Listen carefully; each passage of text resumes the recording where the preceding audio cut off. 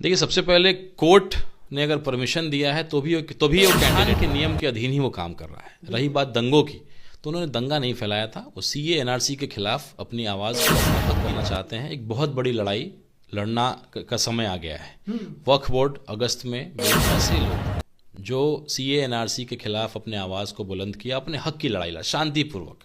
अगर आप दंगा भड़काने की बात करते हैं तो कपिल मिश्रा जी ने भड़का। जिस दिन कॉन्स्टिट्यूशन क्लब में एक मीटिंग में कपिल मिश्रा जी ने कहा कि पुलिस वालों की हम नहीं सुनेंगे, अगर आपने वहां से मुसलमानों को सीए एनआरसी का विरोध करने वाले लोगों को अगर नहीं हटाया दिल्ली से, तो हम पुलिस की भी नहीं सुनेंगे और हम अपने कार्यकर्ताओं के साथ जाकर के उनको लाठी। सलाम, नमस्कार, सत श्री अकाल। मैं रोशन कुशवाहा और आप देख रहे हैं times of Sitamarhi. Times of Sitamarhi में आपका स्वागत है। जी हाँ, जैसा कि आप देख रहे हैं, मेरे पीछे मौसम भी सुहाना है। मैं बात कर रहा हूँ बिहार की राजनीति की। आपने देखा बीते दिन चाचा पहुंचे थे कहाँ? किशनगंज। किशनगंज में पहुंचने के बाद वहां के लोगों को लगा था कि चाचा बहुत बड़ी सौगात देंगे, लेकिन वहीं पुल पुलिया तक ही सीमित रह गया। और फाइनली इस पे जो हमारे एमएम के प्रदेश अध्यक्ष है अख्तरुल इमाम साहब, उन्होंने क्या कहा, थोड़ा सा ये सुनते हैं उनकी ही जुबानी।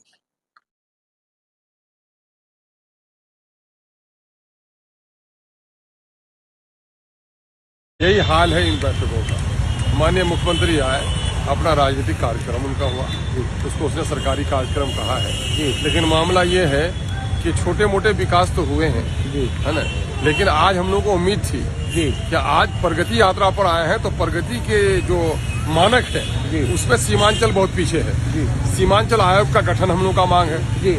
यहाँ पर पूर्णिया में हाई कोर्ट का बेंच हो जाए। मानंदा बेसिन योजना जो गलत रूप से बना है, उससे लाखों की आबादी प्रभावित होगी, उसमें कुछ सुधार का कार्यक्रम हो जाए। ब्लॉक स्तर पर डिग्री कॉलेज हो जाए। नए प्रखंडों का गठन का ऐलान हो, है ना। इस किस्म का कोई ऐलान नहीं हो सका। कुछ पुल पुलिया सड़कों का, पंचायत समिति के भवनों का, ब्लॉक प्रखंड ऑफिस का, इस किस्म के ऐलानात हुए हैं। उसके लिए मुख्यमंत्री जी का शुक्रिया अदा करते हैं। लेकिन ये क्षेत्र तमाम तर सरकारी आंकड़े कहते हैं कि बिहार में सीमांचल का क्षेत्र सबसे पिछड़ा है। इसका उत्थान बगैर सीमांचल आयोग के गठन के नहीं हो सकता है। इसके बारे में माननीय मुख्यमंत्री जी ने कुछ भी नहीं कहा है। और यहाँ पर हम लोगों का पिछले दिनों से मुतालबा है कि साहब पूर्णिया को उपराजधानी बनाया जाए, पूर्णिया को हाईकोर्ट का बेंच दिया जाए। इस संबंध में भी कोई बात तो आपने सुना अख्तरुल इमाम साहब का कि जो उम्मीदें थी वो नहीं हुआ, लेकिन जो ही कुछ हुआ उसके लिए शुक्रिया अदा। जो नहीं हुई उसके लिए हम आगे आंदोलन करेंगे, मांग उठाएंगे।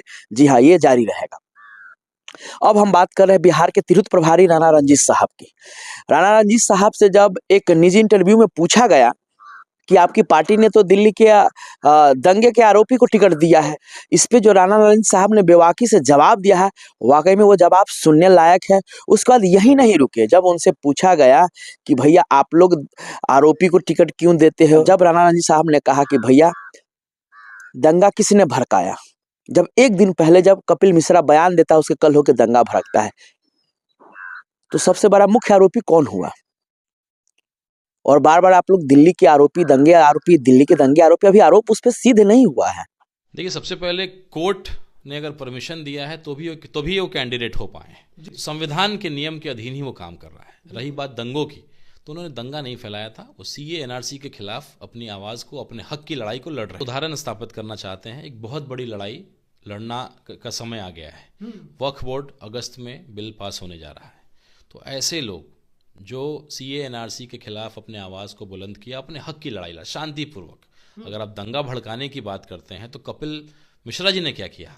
दंगा उसी दिन भड़का जिस दिन कॉन्स्टिट्यूशन क्लब में एक मीटिंग में कपिल मिश्रा जी ने कहा कि पुलिस वालों की हम नहीं सुनेंगे, अगर आपने वहां से मुसलमानों को सीए एनआरसी का विरोध करने वाले लोगों को अगर नहीं हटाया दिल्ली से, तो हम पुलिस की भी नहीं सुनेंगे और हम अपने कार्यकर्ताओं के साथ जाकर के उनको लाठी मार के भगाएंगे। और उसके अगले दिन दंगा भड़का।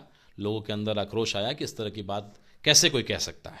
तो दंगा भड़काने वाले की तो कोई चर्चा ही नहीं करता, जेल में है। और आप देखिएगा, एक क्रांतिकारी फैसला। ये दिल्ली का चुनाव और सरकार बनाने और बिगाड़ने का चुनाव नहीं है।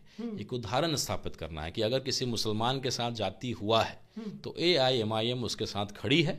उसको चाहे उम्मीदवार बनाए या उसकी लड़ाई लड़े, हम पूरी तरीके से उसके साथ खड़े हैं। विधायक बना के सदन में भेजेंगे ताकि ऐसे लोग जो डरते होंगे भाई हम अगर कुछ हमारे ऊपर आरोप लग जाए तो हमें बचाने वाला कौन होगा, तो एक उदाहरण स्थापित करेंगे। और वक्फ बोर्ड की जो लड़ाई होगी, ये अगस्त में जो बिल पास होने जा रहा है, इसके लिए एक बहुत लंबी और बड़ी लड़ाई हम लोग को लड़नी है।